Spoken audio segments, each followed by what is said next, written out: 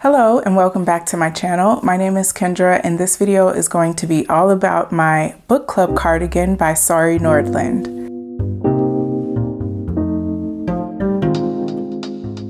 All over cabled and textured pattern. It is knit top down seamlessly. It has a drop shoulder silhouette. So now I'm going to let you enjoy some process footage and I will check back in at the end to tie it all together hopefully. There's a bead of sweat dripping down my back right now. It is Thursday, July 11th, 2024, and I'm about to embark on a new project. I'm going to be knitting the book club cardigan by Sari Nordland, and I'm very, very excited about it. I was pretty much obsessed with this cardigan as soon as she released the pattern, and I knew I wanted to make it. So I purchased yarn against my better judgment. I've ultimately decided to use Cascade 220.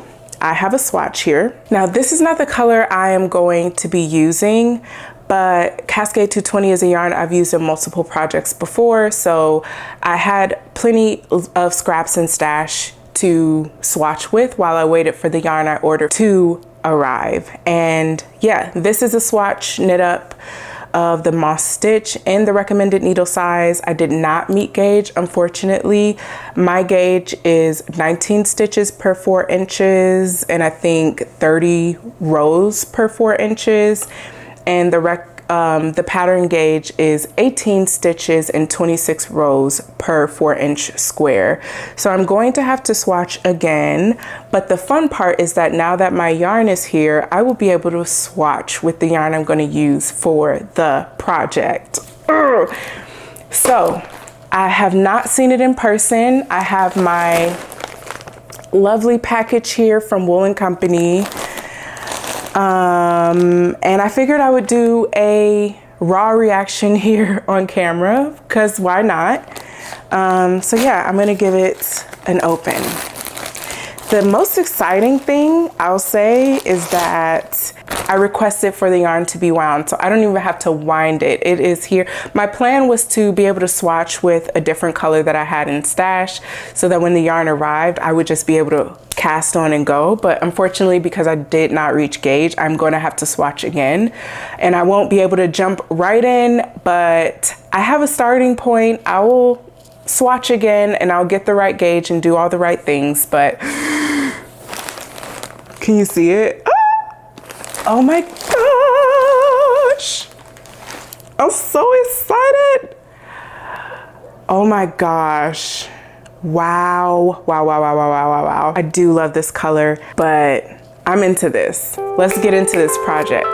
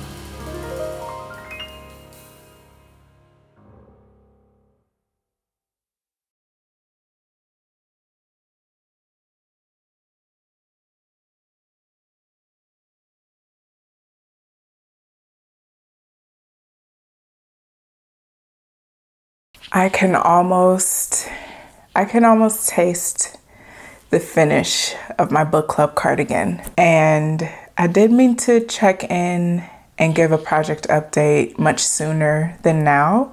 I think I've been working on it now for about 4 weeks. Yeah, I wanted to do an update like 2 weeks ago, but I never got around to it for various reasons. Okay, so let's talk a little bit about my choice in color. Clearly visible here. It's a very strong, very saturated, bright color. I would certainly say it's out of my comfort zone.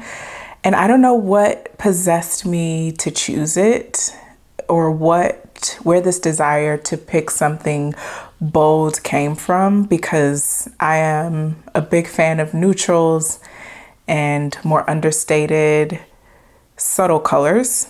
This is none of those things. For a while now, I've wanted like a really rich chocolate brown cardigan, as well as a medium to dark charcoal gray cardigan. Both of those color options were in the running for this project, but I ultimately decided on this Cascade 220 in the color Stratosphere. It was between this and a dark brown, I think the Van Dyke brown in the Cascade 220.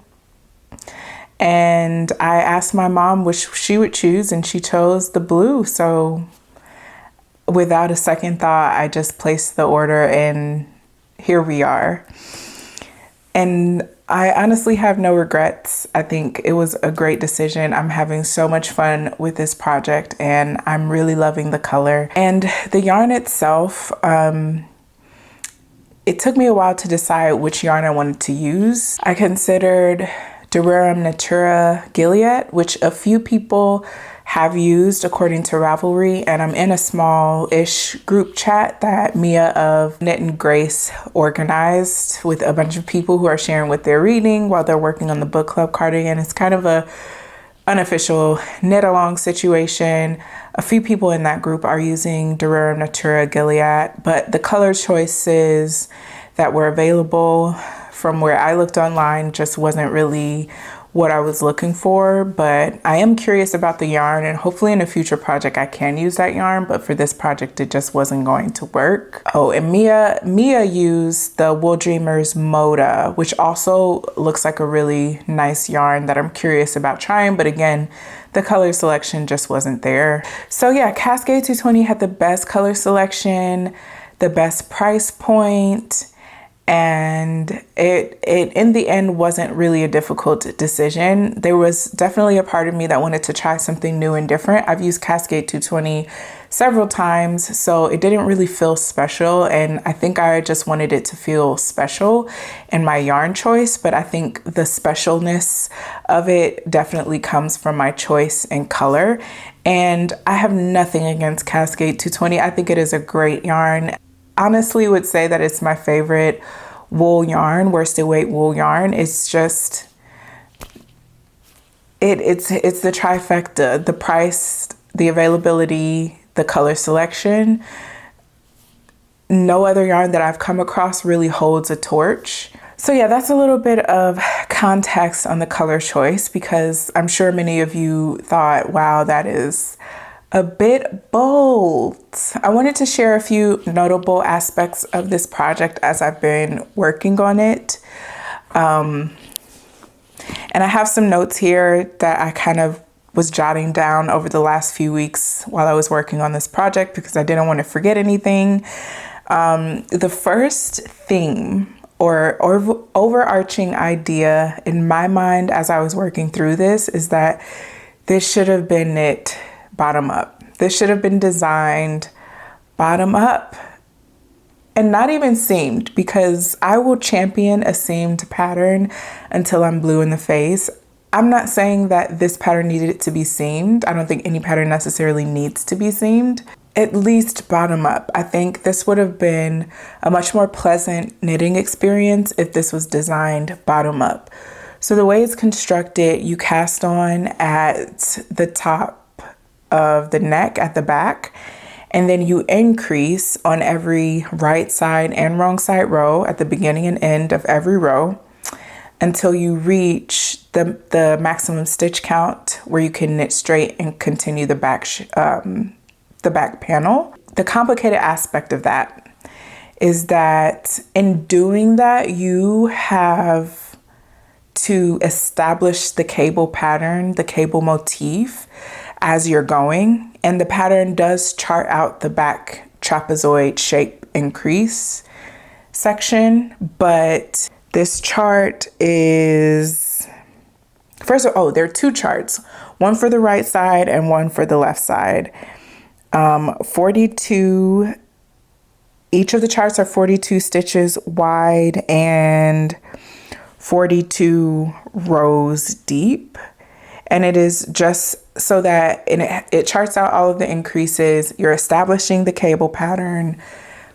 I mean, it was sufficient. Like, I didn't have any trouble following the chart or working up that part of the pattern. But in my mind, if I had cast on that maximum number of stitches at the hem and knit up, the cable pattern would already have been established. And to achieve that shaping at the shoulders, I would just decrease on every row. And it's a lot more intuitive to decrease from an already established cable pattern than to increase and establish a cable pattern as you go. While you're tracking the increases, you're counting your rows, and it's just a lot to keep track of at the same time. It's just not as intuitive. The other issue with it being top down that I encountered, and I don't know if anybody else who has knit this pattern has encountered, but once you knit the back panel and you get that trapezoidal shape, those diagonal ends along which you increased, those are the stitches that you're going to be picking up to knit the front panels. I don't think there's anything inherently wrong with that, but the issue that I encountered was that I was getting really bad tension issues, gaping holes at my pickup edge. And I picked up hundreds, if not thousands of stitches in my knitting journey. And I never had a problem like this, literally ever. This is a problem that I never encountered before. And it kind of threw me for a loop, and it was really frustrating because I didn't know why it was happening or how I could fix it. I ended up going back and picking up stitches again along the shoulders 3 times in totals, 3 full attempts at picking up stitches. I thought maybe I just wasn't inserting my needle in the right place. Maybe something's off with my tension. Maybe I should use a smaller needle.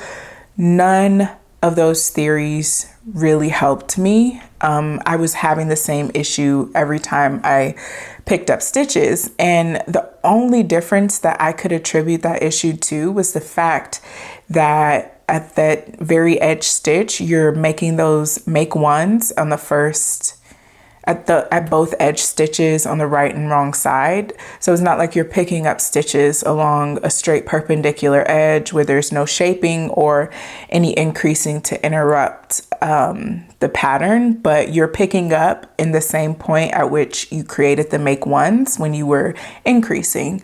And so that's like double the tension in the same spot, and it just caused a lot of stretching. And it's not super obvious unless you're looking very closely. And it could have been something that I left alone, but if I were to wear this cardigan over like a light colored shirt or something that contrasts with the color of the yarn I used, and I tug, if I put any bit of tension, those holes would be visible. You would be able to see what I had under, and it would look like something unintentional. It would look like a mistake or a hole in my knitting, and I just really didn't want that. I had reached a point where I would just I wanted to give up, and I thought I would just do a long tail cast on for the front panel and go back and mattress seam the shoulder together. It will be no problem at all. It'll be even sturdier than it would be otherwise. So in the end, I'll be better off. I just cannot deal with this.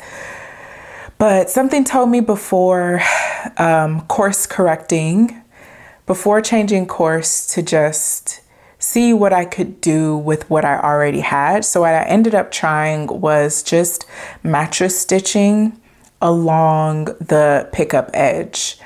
on the inside of the shoulder, and that completely eliminated my issue. It was like a night and day difference. It totally fixed it.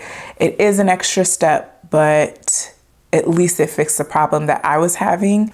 One thing I did with this project that I had not attempted before was a mid-project block. So when I knit through, I think it was the third skein, once I finished that off, I had reached the point where the pattern instructs me to do the pockets. And I just wasn't feeling 100% confident that I trusted the pattern and my gauge.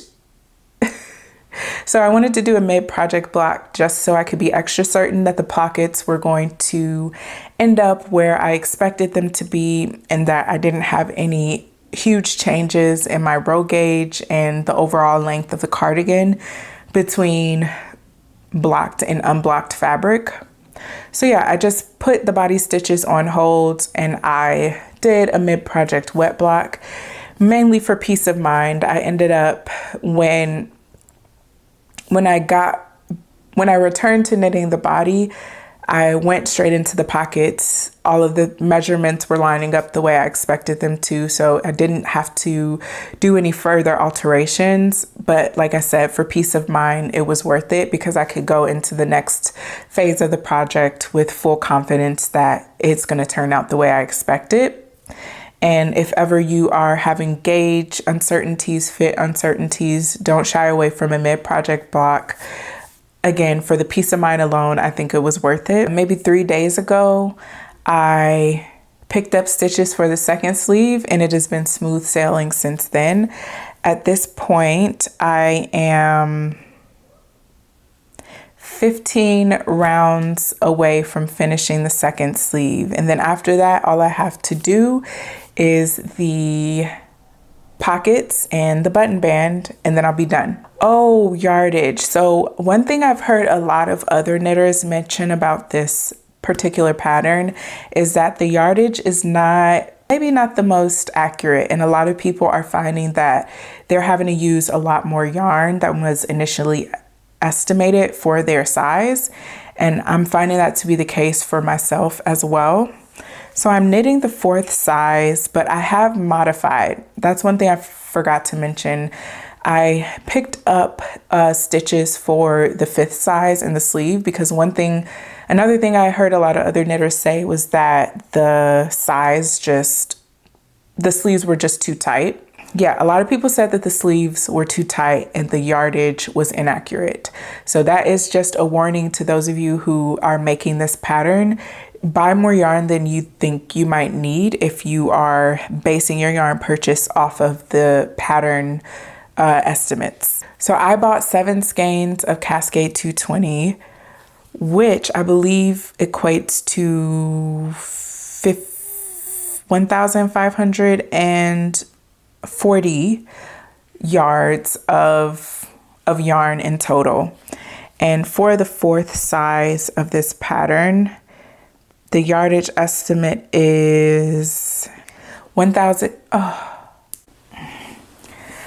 Okay, so my camera overheated and shut off. But as I was saying, I am 6 out of 7 skeins into this project, which is 1,320 yards.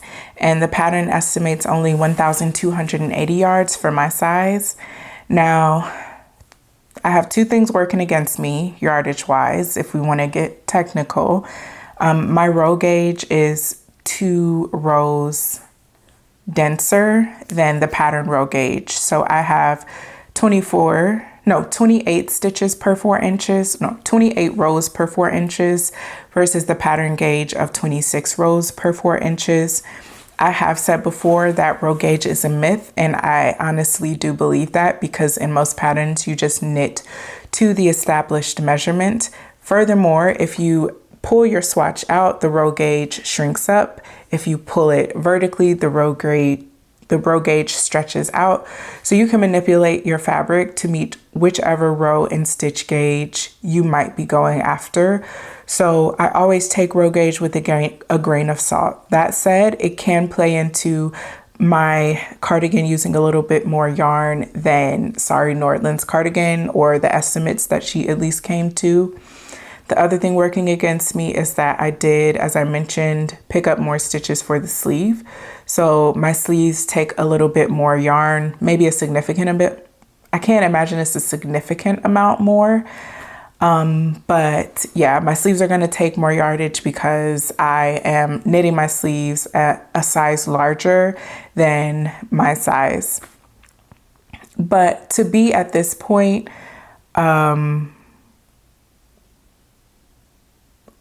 like not even done with the sleeves, still have the button band in both pockets to go. It just seems like a pretty significant discrepancy between the yardage I'm getting and the yardage that was estimated. I expected to at least have a skein left over, and I'm going to have a portion of a skein. I hope the skein that I have left is enough to get me through the rest of the project, but I just was not anticipating playing any game of yarn chicken. I didn't expect to be remotely close to running out of yarn on this project, and yet here I am about to break into my last skein, which is, you know, a thing that's happening. Yeah, that's all I have in terms of an update so far. I think the next time I'll be checking in, this cardigan will be complete.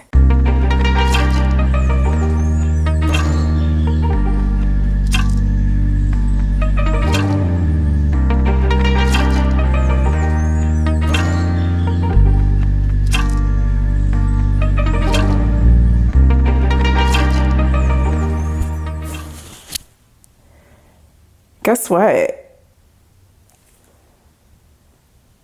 I'm just kidding. I'm not done.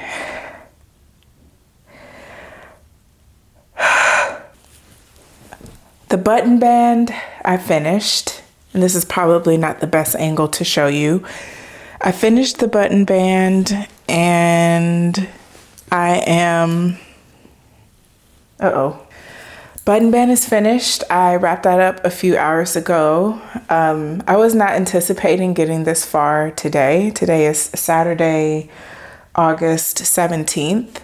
And I think it was about a week ago when I last checked in.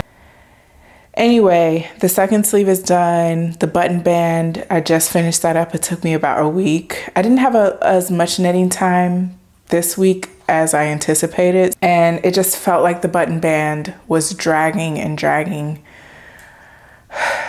and just taking absolutely forever. Yes, button band is done, and just now I picked up the stitches and started knitting on the pocket, which I know looks really weird right now, but this is going to, once I finish knitting this little tube, we'll get 3 needle bound off and then shoved in the inside.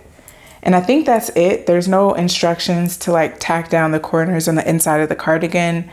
I'll decide later if that's something I want to do or not. But yeah, this is coming along really nicely. And I've never done a pocket like this, so that has been interesting. I was a little confused when first reading the instructions, but once I broke it down step by step, I was able to get through it with no issues. Back to the button band though. Hated it, not a fan, but the result is quite desirable, if I must say. It's just very clean, polished. There's something about a double knit button band that just is really appealing visually. The big problem I had with this button band was that in the pattern, it tells you to pick up stitches with the smaller needle and then proceed to knit the actual button band with the larger needle. The problem with that is that you're picking up all of the stitches at one time, and then you're switching to a larger needle size. So that larger needle size is not going to fit into the stitches that you picked up with the smaller needle, at least not easily. It's not going to be a smooth knitting process. So what I found is that with that larger needle, it was just a real pain to just move the stitches up the needles as I was working through it, and it caused me a lot of hand fatigue. It just was not an enjoyable knitting experience at all. But I didn't really have a desire to start over with picking up stitches, so I kind of just suffered through it for the first half.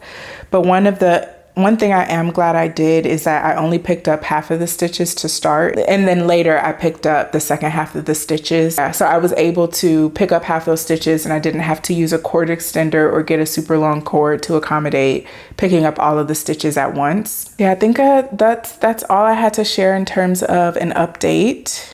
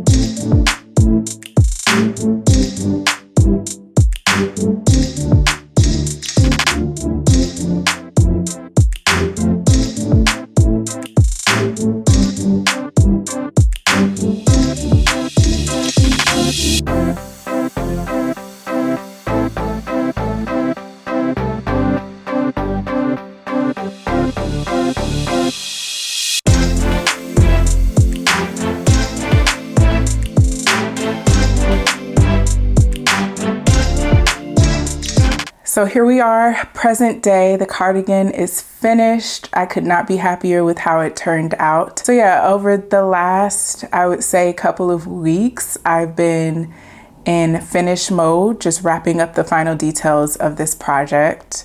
I had some indecision when it came to choosing the button. I found a seller on Etsy that had a few options that I liked, and I ended up purchasing 2 button sets because when shopping online, you just really never know how it's going to look in person. So I got 2 sets, and I figured between those 2 sets, one of them I would be happy with. And it turned out to be a really difficult decision because I liked both of them. The darker rimmed buttons won that competition, and I am extremely happy with how they look with the overall cardigan. And yeah, now I just need to knit another cardigan so I can use the other set. So I'm not mad about that because I do love a good cardigan. What can I say? I think the fit is really great. I think the ease is perfect. The sleeves are not too tight. It does feel a little bit stifling, but that is because it is a 90-degree day and the air in my house is not on right now. But overall, very comfortable. In terms of modifications, I didn't really do any. I realized as I was knitting this up that my row gauge is smaller than Sari Nordland's. So it took me more pattern repeats in total to reach the dimensions that she includes in the pattern. And one of the things that I was a little concerned about was how that was all going to end up in the final piece. Like, I didn't want to end up cutting off a pattern repeat at an awkward point. But as you can see, I have a partial repeat here at the bottom of the sleeve and a partial repeat here to finish off the body as well. And it doesn't bother me nearly as much as I thought it would. I think finishing a whole repeat would leave the cardigan too long, and finishing a repeat earlier would have left the cardigan too short. And it just kind of worked out to where I had to cut off the knitting in the middle of a cable repeat. But yeah, I think I'm okay with that. What was I gonna say? I'm too hot, my brain can't function. Modification. I did a modification. Oh, the pickup edge along the back of the shoulder. I went and reinforced it with the mattress stitch because I was getting these really horrible gaps. And for the double knit button band, I picked up 2 out of 3 stitches along the back of the neck, only because a few other knitters versions that I saw, I noticed that the back of the collar had a tendency to kind of stick up. And I think my modification did a pretty good job of leaving the collar flush at the back. One knitter included in her notes that she used a smaller needle size on that section, but still picked up the same amount of stitches. I didn't want to bother switching needle size, but I think that would be another good solution for that potential issue. And regarding the button band, oof, it almost broke me. I'm not gonna lie. I absolutely hated knitting the double knit button band. I've done double knit straps before and applied double knit edge. I'm not unfamiliar with the technique overall, but I have never done a double knit technique for a button band specifically.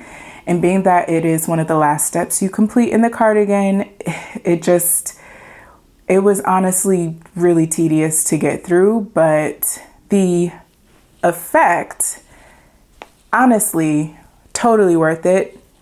I have no regrets. It was just kind of a pain, kind of a slog to get through. And the other thing, like when you look at a pattern description before purchasing it, there's a high-level overview of how the pattern is constructed. And nowhere in Sari Nordland's pictures or pattern description did it outline how the double knit button band was made, because there are patterns where you can knit the button band along with the main section of the cardigan, and so you don't have to pick up stitches at the end. There are some, you can also do it where you pick up stitches but you don't pick up all of the stitches at once. You kind of do the double knit button band and pick up stitches as you go, one at a time for each repeat. It wasn't until until a few weeks after the pattern was released and there were a few more projects on Ravelry, I saw that one person included a picture of their button band in progress, and that's when I realized that that's how the button band was constructed. And this was all before I decided to purchase the pattern. Now, by no means is this technique a deal breaker for me. However, it would have been nice to know I was getting myself into, because to be honest, it was not a fun step. It was the least enjoyable part of this whole process. And it's kind of an important step. So you would think that the construction notes would include how the button band is added. Instead, it does not mention it anywhere. And so that's just one call out that I wanted to share. And I also did a slight modification in terms of the process for picking up the stitches. I only picked up half of the stitches at one time. So I picked up half of the stitches, did the double knit button band to that point, spit spliced some more yarn to the strand that I was using to pick up stitches, and picked up the second half of the stitches and proceeded on as normal. And the reason I did that is because otherwise you're picking up an absurdly high number of stitches at one time. And I didn't want to have to fuss around with my interchangeable cord extender or risk having the stitches all bunched up on the needle. And I just thought it would make my process a little bit easier if I didn't have to worry about that, on top of the overall unpleasantness of the double knit button band. And I'm glad I did that. And I would highly recommend, if you're using a wool yarn that you can spit splice, or if you don't spit splice, maybe don't mind an extra end or two to weave in. That kind of made this process a little bit more bearable. The pockets, also not my favorite process, but much better than the double knit button band. That I saved to last. I can't remember what order the pattern lists those instructions, but for me, the last thing I did was the pockets, and I knit them entirely to pattern. It was my first time doing pockets like this, and I think the instructions tripped me up a little bit when I first read through them. Once I got to the step and I kind of completed the steps as reading through it, it kind of came together and made a lot more sense to me. And yeah, I knit just as they were instructed. My only regret with the pockets is that I wish I would have knit them a little bit deeper. Overall, the pockets are really small. They're for like kid hands. They're not gonna really hold, like they're nowhere big enough to hold my phone. So for example, this is how my phone sits. It's okay, but you know, almost half of it is still poking out the top. But that's okay, because a phone is clunky and heavy, and I don't think I would carry that around in a hand knit cardigan pocket anyway. But something to think about if you kind of think ahead to the types of things that you like to, it's hot. So I wouldn't necessarily carry anything clunky or heavy in these pockets, but they're nice to kind of stick my hands in here and there, maybe carry some loose change or a pen or a receipt, random things. I don't know that these are the most functional pockets just because of how big they are, or how small they are rather. However, I can't imagine that if the pocket was a lot bigger that I would put anything major in them, just because knit fabric, it could stretch out. I could damage something, pull a stitch. I don't know what my future of pockets and hand knit cardigans looks like, but I'm really glad I had this experience, and they look really nice. A couple of people have commented, because I shared some pictures online. They commented that it looks store-bought, and that's not always the aspiration with hand knits, but I took that to heart. I used all 7 skeins of the Cascade 220 that I purchased for this project, and I purchased those 7 skeins thinking that I would need maybe 5.5, maybe 6. I was anticipating having at least an entire skein left over, but I used almost every single yard of yarn in my possession, and that was unexpected. With the bigger sleeves and the more pattern repeats, I would expect to be a little bit over the estimated yardage, or closer to the high end of if there's a range of yardage. but I am a legitimately 260 yards over the estimated yardage for the size that I knit. And I can't imagine that the bigger sleeve and the tighter row gauge accounted for an entire skein more of yarn. My high yardage is partly because of my modifications and partly because the estimates are not as accurate. And I know I'm not the only one who's had this issue. So if it was just me, I would say that's probably just me. It's no big deal. But several other knitters that have made this have the same issue. I'm just really lucky that I picked a yarn that's easily accessible to me, both cost-wise and, you know, logistically available to me to get another skein if I needed to. There's a bead of sweat dripping down the back of my leg right now. I'm glad I over purchased on the yardage, even though I didn't anticipate using all of the yarn that I purchased. And I'm glad I knit this in a yarn that I could get my hands on more of it if I did end up running out. And I don't think I have anything else to say about this project other than the fact that I'm so happy with it. Like this is a project that I'm incredibly proud of. This might be the highlight knit of 2024. And, you know, I took a risk with the color because it is quite bold and a little bit out of the range of colors that I typically gravitate toward. But I love blue, I'm realizing. I'm rediscovering my love for blue. And yeah, just I can't wait till it cools off enough where I can wear this and just soak up all the compliments. But thank you so much for watching. I'm gonna go take this cardigan off because I feel like a bowl of soup, not in a good way. Thank you so much for watching. What do I even... Bye.